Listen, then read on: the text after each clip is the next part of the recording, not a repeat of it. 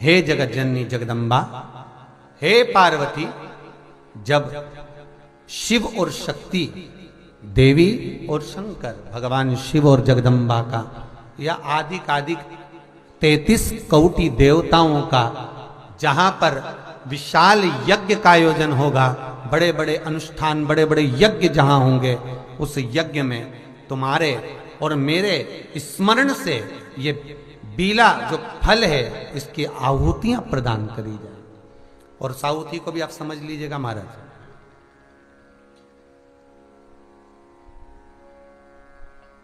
एक वो भी आप समझ लें कि जैसे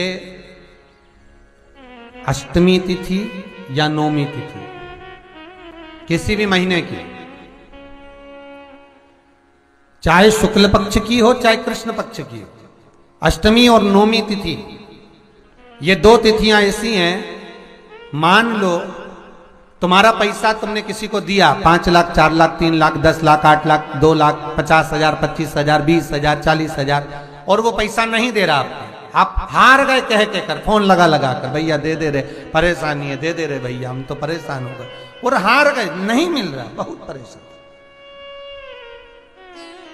तो महाराज किसी भी अष्टमी या नौमी तिथि के दिन आप मां जगज्जननी जगदम्बा का शिव के साथ में, शिव शक्ति का स्मरण कर कर देवी के नाम की 9 आहुतियां, सूखे बीले की, मतलब बीला जो सूख चुका है, फल जो सूख चुका है, उसकी 9 आहुतियां अग्नि में शंकर और सती के नाम से, शंकर और शिव के नाम से समर्पित करें।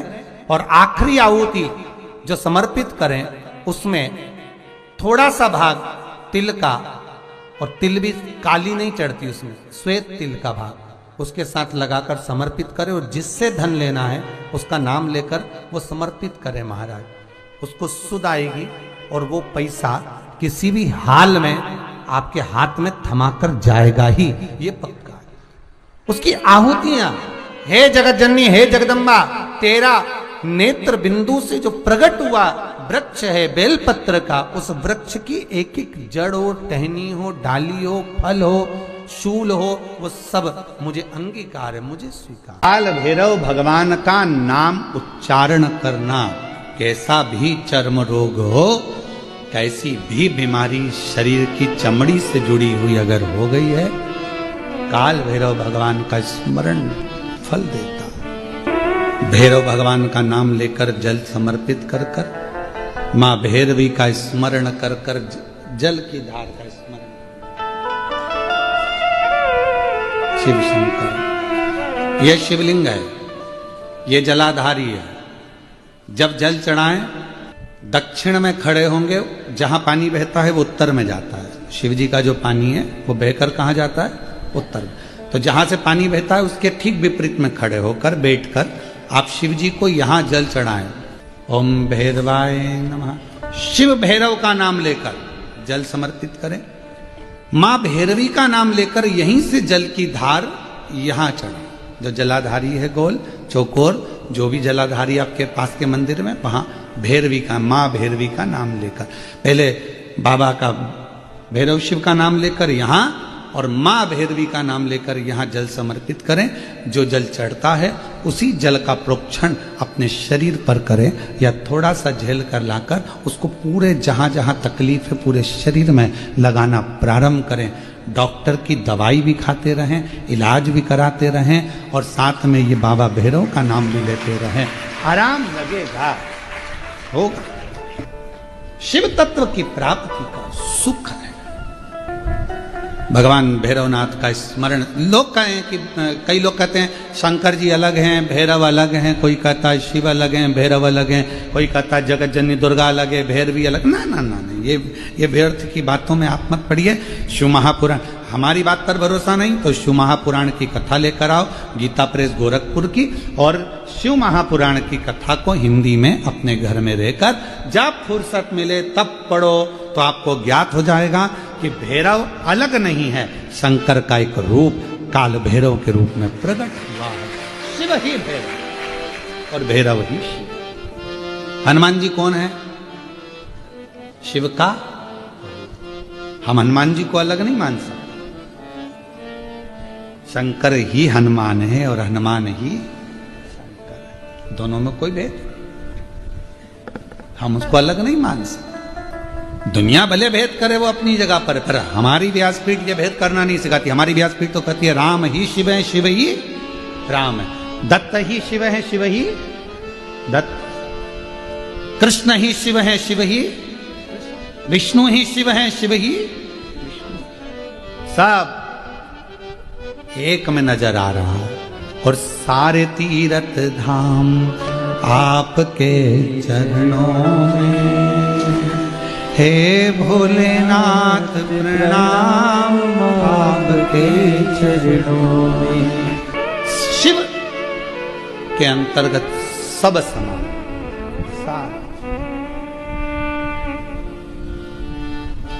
यहां शिव से अलग कुछ नहीं। जब ब्रह्मा जी झूठ बोल दिए, ये शिवलिंग में से निकली हुई वाणी असत्य है, तब मेरे देव अधिदेव महादेव भगवान शंकर ने अपना स्वयं, मेरे शिव जी ने अपने ही अंगुष्ठ भाग से, स्वयं अंगुष्ठ भाग से काल भैरव को प्रकट किया। जितना रुद्राक्ष में बल होता है, शिव जी का नयन अश्रु से प्रकट हुआ रुद्राक्ष, वैसा की वैसा ही बल काल भैरव में होता है, भैरव में होता है, बटुक भैरव में होता है, वैसा की वैसा। शमी के वृक्ष, बेलपत्र का वृक्ष, उसके नीचे की मिट्टी हो, उसके नीचे की रज हो, वो भी औषधि का कार्य करती है। जब किसी व्यक्ति को यूरिन से जुड़ी हुई प्रॉब्लम हो जाती है, उसको जब यूरिन से जुड़ा हुआ बहुत बड़ा रोग उत्पन्न हो जाता है, यूरिन नहीं आती है या यूरिन रुक जाती है या यूरिन उसकी निकलती ही नहीं, बाथरूम आती ही नहीं, उसको बहुत रुक रुक कर आती है या बाथरूम पूर्ण तरह से नहीं आती, तो उसको करा क्या जाता है, उसको जाओ शमी का वृक्ष, शमी के वृक्ष की नीचे की मिट्टी लाओ, शमी के वृक्ष की पत्ती लाओ, बाबा देवाधिदेव महादेव का अवधूतेश्वर नाम लेकर उसको अच्छा मिट्टी के साथ शमी की पत्ती को मल लो, थोड़ा गीला कर कर नाभि के नीचे उसको लगा लो, 5 मिनट के अंदर अच्छे से कितनी भी यूरिन रुक रही हो पर यूरिन निकलना प्रारंभ हो जाती है, उसको किसी चीज की जरूरत नहीं पड़ती, 5 मिनट लगता है बस, और 5 मिनट में यूरिन आना प्रारंभ हो जाती है।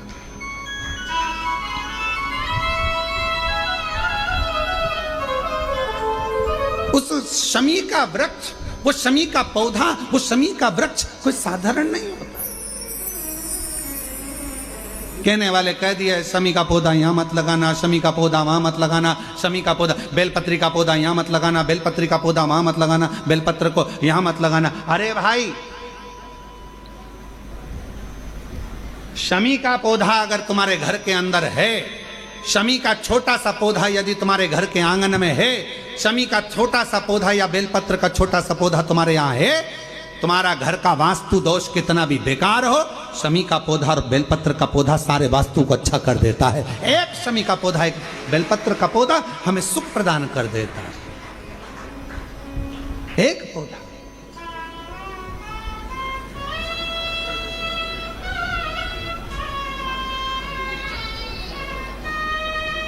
उस शमी के पौधे को ना पहचान रहे लोग, उस बेलपत्र के पौधे को ना पहचान रहे लोग। पर एक निवेदन आपसे और है, अगर तुम्हारे गांव में, तुम्हारे नगर में, तुम्हारे शहर में, तुम्हारी कॉलोनी में, तुम्हारी सोसाइटी में शमी का पौधा हो, बेलपत्र का पौधा हो, बड़ का पौधा हो, पीपल का पौधा हो, चाहे आंवले का पौधा हो, किसी भी पौधे में आप कोई भी, जैसे दही चढ़ा देते हो, दूध चढ़ा देते हो या कोई ऐसा इत्र चढ़ा देते हो, निवेदन है आप अपने आसपास के बड़े बड़े पौधे में ये कोई भी चीज़ ना चढ़ाएं। कोई महाराज कितना भी बताए, पर उस पौधे के अंदर आप केवल जल चढ़ाएं, केवल जल। आप उसमें ना दूध चढ़ाएं ना दही चढ़ाएं। क्यों? क्योंकि पौधे में जब दही जाता है तो दही जाने के कारण, इत्र जाने के कारण, तेल जाने के कारण, कोई सामग्री जाने के कारण वो बड़े से बड़ा पौधा सूखने लगता है। हमारा करवत्य निवेदन है आपसे, उस पौधे में जब भी बेलपत्र का पूजन करने जाओ, ना दूध चढ़ाना, ना दही चढ़ाना, केवल जल चढ़ाना। आप बड़ के पेड़ की पूजन करने जाओ, केवल जल चढ़ाइए। आप आंवले की पूजन करने जाओ, केवल जल चढ़ाइए। आप शमी के पेड़ की पूजन करने जाओ, केवल जल चढ़ाइए। जल के सिवाय उसके नीचे ना दूध चढ़ाइए, ना दही चढ़ाइए, ना उसमें इत्र चढ़ाइए, ना तेल चढ़ाइए, ना कोई सामग्री चढ़ाइए। उसके नीचे केवल जल चढ़ाओ। क्यों? क्योंकि शमी ने स्वयं मंदार से कहा है, हे मंदार, शमी ने मंदार से कहा है, हे मंदार, जब कोई एक जल का पात्र लेकर हम पंच वृक्ष के नीचे आते हैं, जल का भरा हुआ पात्र लेकर आते हैं और जल समर्पित करते हैं, जब वो खाली पात्र हमारे वृक्ष के नीचे से जाता है तो वो खाली नहीं रहता, हम उसे लक्ष्मी से परिपूर्ण कर कर भेज देते हैं। ये शमी कहता है। अब ना जाने तुमको कौन कह देता है कि उसमें दूध चढ़ा दो, उसमें तुम्हें दही चढ़ा दो, उसमें ये चढ़ा दो, उसमें इत्र चढ़ा दो। किसी का कहना मत मानो, आप शिव महापुराण का कहना मानो। एक लोटा जल शमी के वृक्ष के नीचे चढ़ाओ, बेलपत्र के वृक्ष के नीचे चढ़ाओ, चाहे आप बड़े वृक्ष के नीचे चढ़ाओ, चाहे आप आंवले के वृक्ष के नीचे चढ़ाओ, चाहे पीपल के नीचे चढ़ाओ, पर जल चढ़ाओ। इसके सिवा कोई सामग्री। अभी हमने देखा कई लोग, अभी दीपावली के पहले हमने देखा भारत के भूमि में कई ऐसे लोग हैं जो ना जाने कहां कहां से ऐसे लोग पृथ्वी पर आ गए हैं, जो लक्ष्मी की पूजन करते हैं और अगले साल की लक्ष्मी को उठाकर पीपल के पेड़ के नीचे धरी आते हैं, आंवले के वृक्ष के नीचे रखे आएंगे, कहीं बड़े वृक्ष के नीचे रखे आएंगे। रोड के किनारे जितने वृक्ष लगे हैं, सबके घर की लक्ष्मी मैया, सबके घर की लक्ष्मी जी की मूर्ति, गणेश जी की मूर्ति, इस देवता की मूर्ति, उस देवता की मूर्ति, सारी मूर्तियां पेड़ों के नीचे रखी हुई है। तुम्हें कौन ने अकल दे दी ऐसी? तुम्हें अकल किसने दी ऐसी? कौन ने विवेक दे दिया कि घर की पुरानी मूर्ति को पेड़ के नीचे ले जाकर रख दो? तुम्हारे घर की पुरानी मूर्ति है, घर में एक बाल्टी लो, घर में एक टब लो, उस बाल्टी में पानी भरो, तुम्हारे घर की पुरानी मूर्ति उस पानी के अंदर डाल के रखो। जितने दिन में गल जाए, 15 दिन, 20 दिन, 25 दिन, जब गल जाए तब उस मूर्ति की मिट्टी को किसी पेड़ के नीचे ले जाकर डालो, पर अपने देवी देवता को किसी वृक्ष के नीचे ले जाकर मत रखो, उनका अपमान मत करो, उनको अपमान मत करो। ना जाने कौन ऐसा विवेक दे देता है तुमको, ना जाने कौन ऐसी बुद्धि दे देता है कि भगवान की अगले साल की मूर्ति को गणेश जी की उठाओ, पेड़ के नीचे रखिया, लक्ष्मी जी की मूर्ति उठाओ, पेड़ के नीचे रखिया, देवता की मूर्ति उठाओ, पेड़ के नीचे रखिया। नहीं, उस मूर्ति को अपने घर की पानी की बाल्टी में, पानी में उसको गलाओ, मिट्टी इकट्ठी हो जाए, तब पेड़ में डालिया, पेड़ में डालिया। करोगे? अरे बोलो तो जम के कि यहां से सुनी और यहां से निकाल दी, बची कुची थी, कथा में से गए तो झटकार दी। घर के लोगों ने पूछा कथा में गई थी सी और कुबरेश्वर धाम क्या लेके आई? महाराज ने सुनाया तो बहुत कुछ था, पर समझ में नहीं आया करना क्या। समझो, हमारे देवता का अपमान हम क्यों करें? हमारे देवी देवता को लोग देखकर हंसते हैं। जब ड्राइवर गाड़ी चलाते हैं और पेड़ के किनारे पर जो मूर्तियां रखी रहती है, उनको तो मालूम ही नहीं है कि पेड़ के किनारे मूर्ति रखी है। उनने तो गाड़ी चलाते मुंह में गुटखा भरा हुआ है, तंबाकू भरा हुआ है, पिचकारी मार दी, वो तुम्हारे देवता पर गई, तुम्हारे बददुआ नहीं लगेगी? तुमको अपशब्द नहीं लगेगा? जरा विचार करिए। इसलिए पेड़ों के नीचे मूर्ति रखना बंद करिए, उस मूर्ति को घर में ही बाल्टी में गलाओ, मिट्टी तैयार करके वो पेड़ के नीचे चढ़ाओ, स्वीकार होगा। हमारी बात का लोगों को बुरा जरूर लगेगा, लग जाए तो फिर भी, वैसे भी हमारी बात का बहुत बुरा लगता है, तो इस बात का भी अगर बुरा लगे तो मैं हाथ जोड़कर निवेदन करता हूं, क्षमा करिएगा। पर हमारे सनातन धर्म पर कोई उंगली उठाए, हंसे, ये हमें स्वीकार नहीं है, ये हमें स्वीकृत नहीं है महाराज, ये स्वीकृत ही नहीं। शिव तत्व कह रहा, भगवान स्वीकार करें। शमी के वृक्ष के नीचे की मिट्टी और शमी की पत्ती, अवधूतेश्वर महादेव का नाम लेकर यदि यूरिन से जुड़ा हुआ कोई भी प्रॉब्लम होता है तो नाभि के नीचे गीली कर कर उस मिट्टी को लगाया जाए। 5 मिनट, 7 मिनट, 5-7 मिनट तो बहुत हो गए, 5 मिनट में आपको उसका फर्क दिख जाएगा। 5 मिनट यूरिन आना प्रारंभ हो जाए। शमी के पत्र में वो बल होता है। शमी के पत्र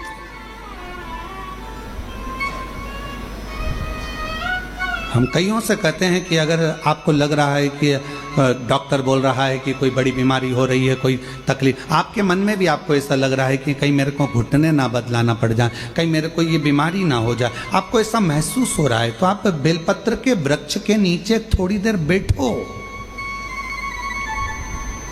वहां की मिट्टी को अपने शरीर पर थोड़ा सा लगाओ और श्री शिवाय नमस्तुभ्यं, श्री शिवाय नमस्तुभ्यं, श्री शिवाय नमस्तुभ्यं, श्री शिवाय नमस्तुभ्यं। बेलपत्र के वृक्ष के नीचे बैठकर वहां की मिट्टी को थोड़ा अपने मस्तिष्क पर चढ़ाओ, थोड़े हृदय से लगाओ, थोड़ी भुजा से लगाओ, थोड़े वक्ष स्थल पर, थोड़ा कंठ पर लगाओ, उस मिट्टी को थोड़ा थोड़ा सा स्मरण करिए और निवेदन करो श्री शिवाय नमस्तुभ्यम का बोलकर।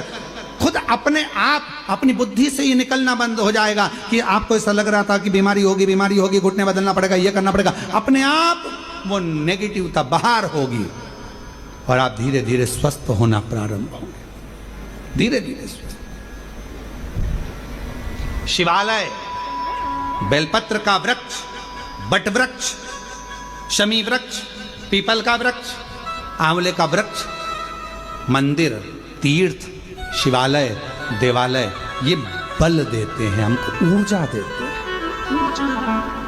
भगवान शिव ने कहा पार्वती ये नहीं हो सकता, मैं तुझे एक वचन दे दिया कि पति पत्नी में झगड़ा होगा तो उनमें प्रेम बढ़ेगा, पर दूसरा वचन नहीं दूंगा कि पति मृत्यु लोक में मरने वाले व्यक्ति के कान में गुरु मंत्र मिले, ये बड़ा कठिन है महाराज, ये नहीं हो सकता, बहुत कठिन, ये तो कभी नहीं होगा। पार्वती मैया जिद पे अड़ गई और माता पार्वती ने कहा प्रभु आपको गुरु मंत्र तो देना पड़ेगा, जो काशी में मरेगा उसके कानों में मंत्र देना पड़ेगा।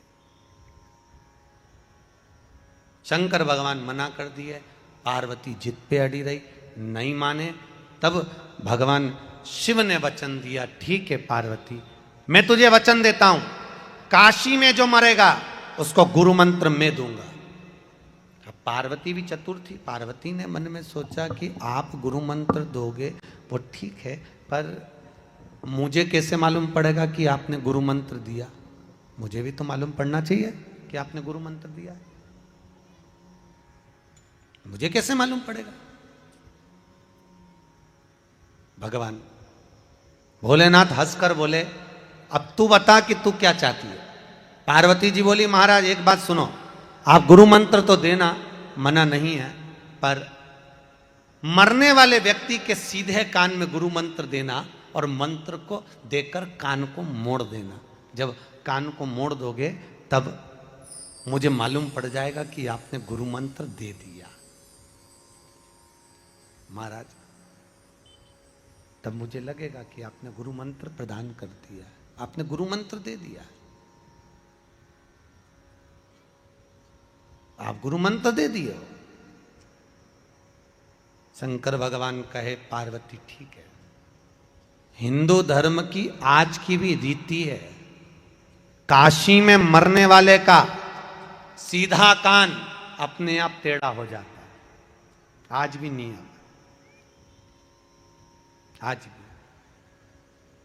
अगर किसी के काशी में अगर प्राण छूटे हैं तो उसका सीधा कान अपने आप टेढ़ा हो जाएगा, अपने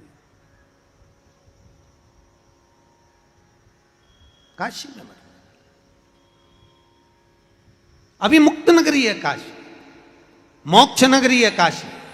भारत की भूमि के सबसे ज्यादा मुर्दे अगर कहीं जलते हैं तो वो काशी में जलते हैं, पूरी भारत की भूमि के सबसे ज्यादा अगर मुर्दे जलेंगे तो वो काशी में जलेंगे, अभी मुक्त नगरी।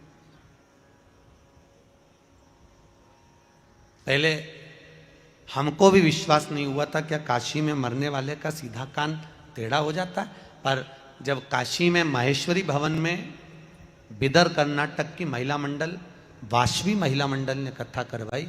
थोड़ा रिटर्न बढ़ाइए भैया, रिटर्न बढ़ाइए। वाशवी महिला मंडल ने जब कथा कराई तब हम वहाँ पहुँचे तो मणिकर्णिका के घाट पर हमने जाकर बहुत सारे मुर्दों को देखा। तो हमने उनसे कहा भैया हमको यहाँ पर इनका मुख देखना है, मुख देखना है। हाँ, तो आपके कोई रिश्तेदार है क्या? अब हमने सोचा व्यक्ति मर तो गया है तो रिश्तेदारी के ऊपर जाके तो सब एक संबंधी। हमने कहा हाँ भैया हमारे रिश्तेदार, रिश्तेदार है हाँ, चले। और एक का मुंह देखा तो उसके तो कान सीधे थे, दूसरे का मुख देखा उसका भी कान सीधा था। हमने सोचा इसमें शिव महापुराण में लिखा है कि काशी में मरने वाले का सीधा कान टेढ़ा हो जाता है, तो यहां तो कान सीधा है। और आगे गए, तीसरे नंबर के मुर्दे का जब देखा तो उसका कान टेढ़ा था। तो हमने सोचा हो सकता है जन्म से टेढ़ा। हम और आगे गए, अब उसका कान भी सीधा। और आगे गए तो उसका कान टेढ़ा, फिर और आगे गए तो उसका कान भी टेढ़ा। तब हमने सोचा अब जरा पूछें कि मुर्दा कहाँ का है। जिसके कान सीधे थे उससे पूछा भैया ये कहाँ का मुर्दा है? तो क्या ये काशी से 40 किलोमीटर दूर का। ये कहाँ का है? तो क्या काशी से 42 किलोमीटर दूर का। जिसके कान टेढ़े थे उसका पूछा ये कहाँ का है? तो क्या काशी की ये वाली कॉलोनी का। जिसके कान टेढ़े थे उसका पूछा ये, तो क्या काशी के पास का, ये काशी से। तब समझ में आया कि काशी के बाहर अगर किसी के प्राण छूटते हैं तो उसके कान सीधे ही थे, और जो काशी में मरा था उसका एक कान टेढ़ा ही था। अर्थात भगवान शंकर ने गुरु मंत्र देकर उसके कान को टेढ़ा कर दिया था। अब बताओ दुनिया में ऐसा कौन सा देवता होगा जो पृथ्वी पर मरने वाले व्यक्ति को भी गुरु मंत्र देकर भेज देता होगा? कौन देव? हर हर महादेव। श्री शिवाय नमस्तुभम। पूजने गुरु जी द्वारा बताए गए 10 फरवरी मंगलवार कालाष्टमी नवमी रोग दोष मुक्ति विशेष धन शब्दावृद्धि अनचुक उपाय बताए गए। आप जरूर यह कथा सुने। बेलपत्र और सम्मी दोनों के वृक्ष की महिमा का वर्णन किया गया, कार्य सिद्ध और काल भैरव के बारे में बताया गया। तब अवश्य यह कथा सुने और उपाय देखें। अगर यह वीडियो अच्छी लगी है तो आप ज़रूर लाइक शेयर करना बिल्कुल ना भूलें और सब्सक्राइबर करना भी ना भूलें। हर हर महादेव।